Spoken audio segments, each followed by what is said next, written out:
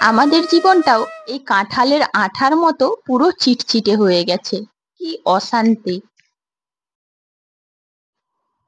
সুপ্রভাত সমস্ত বন্ধুরা। আজকে আমি মুনমুন তোমাদের সামনে নিয়ে চলে এসেছি আবারও একটা ছোট্ট ব্লগ। আশা করছি তোমাদের ভালো লাগবে। অন্যদিন আমি আমার বাড়ির যে কোনো জিনিস দেখিয়ে ব্লগটা শুরু করি, তবে আজকে একটু অন্যরকম। তো আজ দেখো, আমাদের বাড়ির সামনে একটা ছোট্ট ক্লাব রয়েছে, আর সেইখানে আমি এসেছি বিশেষ একটা কারণে। তো একটা কাকিমা আমাকে দেখতে পেয়ে ডেকেছিল। আমি গেটের বাইরে গিয়েছিলাম, তো সে যখন ডাকলো না, কথা বললাম। তারপর ক্লাবে এই ছোট্ট ছোট্ট গাছে নানান রকম দেখো কি সুন্দর ফুল ফল ধরেছে। আর এগুলো দেখে না এগিয়ে এলাম, সত্যি খুব সুন্দর লাগছিল। আর সংসারের জ্বালাই যেন তো কয়েকদিন বাইরে বেরোতে পারিনি, তো সেই জন্য এই গাছগুলো দেখতে পাইনি। তো ছোটবেলায় গাছগুলো দেখেছি, মানে গাছগুলো যখন ছোট ছিল। তো এই কদিনে জল পেয়ে বড় বড় হয়েছে সেটাও দেখেছিলাম, কিন্তু এত সুন্দর সুন্দর ফুল ফল ফুটে এটা কিন্তু এই প্রথমবার দেখলাম। তো কাউকে পেলাম না যে জিজ্ঞেস করব যে এই ফলটার, এই গাছটার নামটা কি। তো একজন বলল, একজন কাকুর ছেলে বলল। তো ও তো অনেক ছোট বাচ্চা, তো ও ঠিকঠাক বলতে পারলো না। ও শুধু বলল এটার নাম একটা বর্গজ দিয়ে কি একটা জিয়া না জিন এরকম একটা বলল। তো আমিও না ঠিকঠাক ভাবে কাউকে যে জিজ্ঞেস করব তাও বুঝতে পারলাম না। তো বাচ্চাটা যেটা জানে সেটাই তোমাদের সামনে বললাম। তোমরা যদি জেনে থাকো ওই ফুলটার ফলটার বা গাছটার নামটা কি, তো অবশ্যই কিন্তু কমেন্ট করে বলবে, তাহলে আমি কিন্তু জানতে পারবো। এবার ওখান থেকে চলে এসে চা করা যে হয়েছিল সেই চাটা দিতে চলে এসেছি গাছের গোড়াতে। আর এই চা জানো তো বন্ধুরা, আমরা তো চা খেয়ে নিই, তো চা খাওয়ার পর এই চা পাতিটা ফেলে দিই। আর এটা আমাদের কাজে লাগে না, কিন্তু এটাও হয় আমাদের বাস্তবে সম্ভব হয়েছে যে আমরা আমাদের সংসারের ফেলে দেওয়া জিনিসগুলোও কিন্তু অনেক উপকারে লাগাতে পারি, অনেক কাজে লাগাতে পারি। সত্যি গো, ওই চায়ের পাতা যদি আমরা গাছের গোড়াতে দিই, গাছের কিন্তু অনেক অনেক গ্রোথ বাড়ে, অনেক উন্নতি হয় গাছের ক্ষেত্রে। তো যে জিনিসটা যার জন্য ভালো আমার মনে হয় তাদেরকে সেটা দেওয়া দরকার। তো তাই যখনই সময় সুযোগ পাই, যখনই মনে পড়ে, তখনই কিন্তু চায়ের পাতাগুলো আমি দিয়ে দিই গাছের গোড়াতে। আর এতে করে কিন্তু অনেকটাই ভালো হয় গাছের জন্য। তো আমার প্রিয় বন্ধুরা, আমি অনেকক্ষণ ধরে বকবক করলাম। আর আজকে আমার চ্যানেলে যারা এসেছো, যে সমস্ত বন্ধুরা নতুন আছো, তাদের সবাইকে জানাচ্ছি অনেক অনেক স্বাগতম। আর যে বা যারা যেখান থেকে ভিডিওটা দেখছো, নিশ্চয়ই তোমরা ভালো আছো। আগামী দিনেও ভালো থেকো, সুস্থ থেকো। ভিডিও শুরু করার আগে বড়দের জানাই প্রণাম, ছোটদের জন্য রইল অনেক অনেক ভালোবাসা। জানো তো বন্ধুরা, এখন টানা কদিন ধরে বৃষ্টি হচ্ছে। আর আমি এখন ভয়েসটা দিচ্ছি, এখনো কিন্তু মেঘ ডাকছে। তো হয়তো বৃষ্টির শব্দ বা আমার মেঘ ডাকার এই যে শব্দটা, এটাও কিন্তু আসতে পারে ভিডিওতে, তো তোমরা প্লিজ একটু অ্যাডজাস্ট করে নিও। আমাদের সংসার জীবন বড্ড অদ্ভুত। একটার পর একটা, যেমন সংসারে সুখ লেগে থাকে, সেরকম একটার পর একটা দুঃখও লেগে থাকে। আর ঝামেলা অশান্তি যেন সব সময় চিরস্থায়ী হয়ে রয়ে গিয়েছে। তো সংসারে তো কাজের অভাব নেই। আর সংসার মানেই না বড্ড ঝামেলার বিষয়, আর সংসার মানেই কিন্তু আমাদের জীবন সার্থক। এই সংসার জীবন যদি আমরা না করতে পারি ভালো করে, তাহলে কিন্তু আমাদের জীবনের পূর্ণতা কখনোই পায় না। তো যাই হোক বন্ধুরা, দেখো অনেকগুলো কাপড় নিয়ে বসে গিয়েছিলাম। আর সেই কাপড়গুলোই না এখন কাচছি। কেচেও নিয়েছি, এখন ধুয়ে দিচ্ছি। তো তাড়াহুড়ো করে সমস্ত কাজ ফেলে সকালেই কাচলাম। এখন কি বলতো, বর্ষাকাল, আর যে কোনো সময় তো বৃষ্টি আসতে পারে।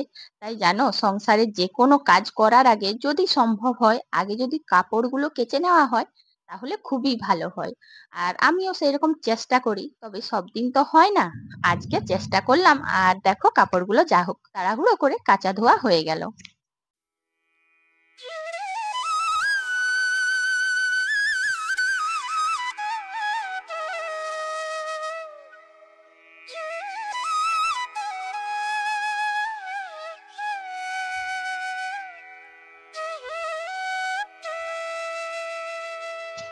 কাপড় কাচার পর বাসনগুলো মেজে নিয়েছিলাম।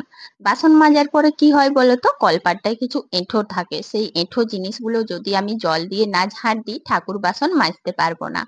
সেই জন্য প্রথমে বাসন মেজে জল দিয়ে ঝাড় দিয়ে দিয়েছিলাম, তারপর ঠাকুর বাসনগুলো মেজে নিচ্ছি। আর জানো তো বন্ধুরা, কলপাড়ের কাজগুলো যদি করে নিই, এক্ষেত্রে কি হয়, কাজগুলো কিন্তু অনেকটাই তাড়াতাড়ি হয়। আর বর্ষাকালের দিনে আমাদের এই গ্রামের দিকের বউদের জানো তো বাইরেই বেশিরভাগ কাজ। আমার তো তাই বেশিরভাগ কাজ বাইরে। সেই জন্য আমি সব সময় সুযোগ খুঁজি যেন বাইরের কাজটা করে নিই। আর এখন যদিও রোদ দিচ্ছে, জামা কাপড়গুলো মেলে দিয়ে এসেছি, মনটাও খুব ভালো যে যাই হোক জামা কাপড়গুলো একটু রোদ পাচ্ছে। তারপরে চলে এলাম কাজবাজ সেরে সোজা ঘরের মধ্যে। আর এই যে দেখো একটা কাঁঠাল নিয়ে বসে গিয়েছি। কাঁঠালটা ছাড়াচ্ছি মুড়ি খাওয়ার আগে।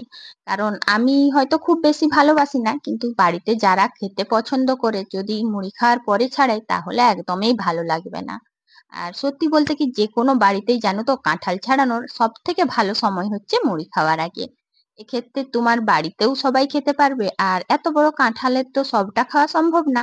তাই কিছুটা যদি পাড়ায় দিতে চাও, যে কোনো বাড়িতে দিতে চাও, সেটাও কিন্তু মুড়ি খাওয়ার আগেই দেওয়া উচিত। তো সেই উদ্দেশ্যেই জানো তো আমি চলে এসেছি এখন এই কাঁঠালটা ছাড়াতে।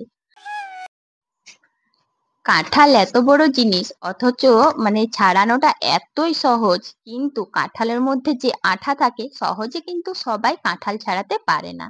আর কাঁঠালের কোষগুলোও কিন্তু খুব সাবধানে বের করতে হয়, না হলে পুরো ঘাটা চটকে একাকার হয়ে যায়। এরকম কিন্তু ঘাটালো কাঁঠাল অনেকেই আবার খেতে চায় না। তো সেই জন্য দেখো কাঁঠালের আঠাটা যাতে না লাগে আমি দুটো হাতে দুটো ক্যারি ব্যাগ নিয়ে কাঁঠালটা খুব ভালো করে সাবধানে ছাড়াচ্ছি। যদি গোটা গোটা কোষ ভাবে কাঁঠাল ছাড়াই এই কাঁঠালটা খেতেও ভালো লাগবে আর দেখতেও ভালো লাগবে। তো এদিকে দেখো মাও চলে এসেছেন আর ভাবছিলেন যে দেখি কি রকম ছাড়াচ্ছে। তো দেখো কাঁঠালটা আমাদের বাগানের ছিল, আর খুব বেশি যে পেকেছিল এমনটা না, খুব বেশি পাকেনি তবু ছাড়িয়ে নিলাম, কারণ আবার যদি খুব বেশি পেকে যায় জানো তখন কিন্তু ছাড়ালে না কিরকম একটা জল জল টাইপের হয়ে যায়। আর এখন ছাড়াতে একটু প্রথমটাই ওপর দিক থেকে চাপ দিতে হচ্ছে, কিন্তু ভেতরের কোষগুলো খুব ভালো রয়েছে, একদম গোটা গোটা।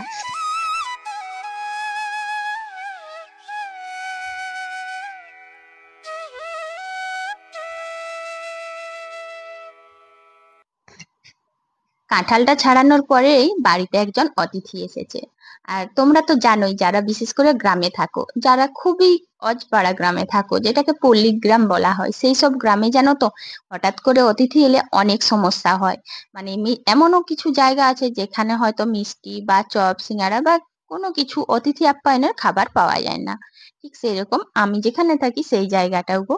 আর যদিও বা হয়তো তেলে ভাজা হয় কিছু, কিছু না একটা দোকানেই হয়, কিন্তু সেই দোকানে জানো তো যাবার মতনও কেউ নেই। আর সেই পরিস্থিতির সময় কি করা যায় বলো তো? আমি এই পদ্ধতিটা অবলম্বন করি। সব সময় বাড়িতে না পাঁপড় ভাজা রাখি আর চানাচুর বিস্কুট। তাই বাড়িতে কেউ এলে না তাকে এগুলোই দিই। তো যে এসেছিল জানো একটা দাদা পিসিমণির ছেলে, খুব বেশি দূর থেকে না, পাশের গ্রাম থেকে। তো খাবার খেয়ে এসেছে, সেই জন্য বললো আর কোনো খাবার খাবো না, খাবার খেলে হয়তো পকোড়ি বানিয়ে দিতাম, কিছু একটা করে দিতাম। তো যেহেতু খাবার খাবে না তাই চা বিস্কুট আর চানাচুর আর পাঁপড় ভাজা এগুলোই দিয়ে দেবো। তো ওগুলোই দিয়ে দিলাম। আর এটাই যেন সব থেকে সহজ পদ্ধতি হয় অতিথিরা এলে না সহজে, খুব সহজেই, আর সেই মুহূর্তের জন্য যেন এটাই সহজ উপায় যে তাদের আপ্যায়ন করা যাবে এই খাবারগুলো দিয়ে।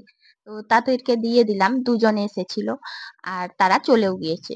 মানে তারা শুধু এসেছিল এখানে গ্রামে চাষবাসের জন্য দেখাশোনা করতে, তারপর চলে গিয়েছে। বলতে পারি যে 10 মিনিটের রাস্তা, তবু যেহেতু আত্মীয় সেই হিসাবে তো আপ্যায়ন করতেই হয়। তো এদিকে দেখো বন্ধুরা, যে জিনিসটা আমরা পছন্দ করি না সংসারে কিন্তু আমাদেরকে সেটাও করতে হয়। তো ওই যে দেখো ওপরে জানো তো টিনের ওপরে একটা পায়রা মরেছিল আর সেটাকে ফেলতে হলো, কদিন ধরে খুব গন্ধ উঠছিল বুঝতে পারিনি। আর এটাও কিন্তু সংসারে করতে হলো যে একটা পায়রা মরে গেছে, প্রচন্ড পোকা হয়েছে কিন্তু দেখা হয়নি, মানে দেখা যায়নি যে ওখানে রয়েছে, তাও ফেললাম।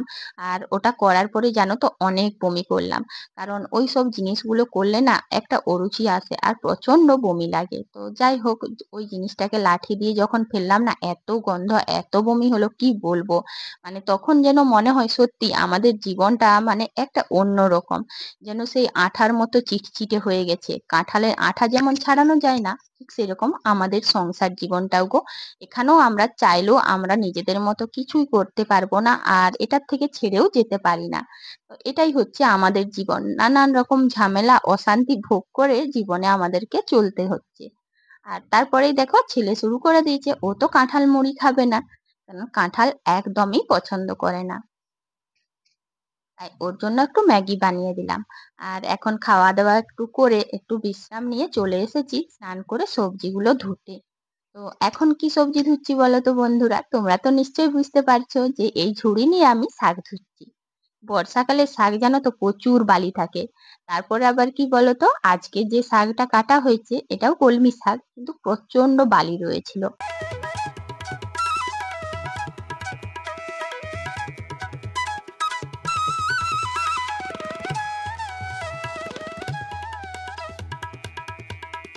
সারাদিন আমরা যত যাই করি না কেন, দেখবে একটা সময় এসে রান্নার জন্য যেন তাড়াহুড়ো লাগে, যে কখন রান্না বান্নাটা করব, কখন সংসারে সবার মুখে খাবার তুলে দেব। এটা যেন মনে হয় খুব অনেকটা সময় সাপেক্ষ আর অনেক বড় একটা দায়িত্ব। আর সেই জন্যই দেখো তাড়াহুড়ো করে শাকটা ধুয়ে এসে এখন রান্না চাপিয়ে দিচ্ছি। আর এদিকে দেখো শাকটা বসাচ্ছি, আর সবজিগুলো যেহেতু সব কেটে রেডি করে নিয়েছি, তাই ওদিকেও কিন্তু আমি সবজিটা বসিয়ে দেব। আজকে আমার চ্যানেলে যারা নতুন বন্ধুরা আসছো তারা অবশ্যই কিন্তু একটা লাইক কমেন্ট করে পাশে থাকবে। আর পুরনো বন্ধুরা তোমরা কিন্তু আমার পুরো ভিডিওটা দেখছো না আর ঠিকঠাক আমায় ভালোবাসছো না। তোমাদের সুন্দর সুন্দর কমেন্ট গুলো জানো তো আমাকে অনেক উৎসাহ দেয় ভিডিও বানাবার জন্য। তো আশা করছি তোমরা সবাই সুন্দর একটা কমেন্ট করবে। আর অবশ্যই জানাবে আজকের ভিডিওটা কেমন লাগলো। তো বন্ধুরা, আজকের ভিডিওটা আমি এখানেই শেষ করছি। কাল আবার একটা নতুন ভিডিও নিয়ে তোমাদের সামনে এসে যাব। তো টাটা, ভালো থাকবে, সুস্থ থাকবে।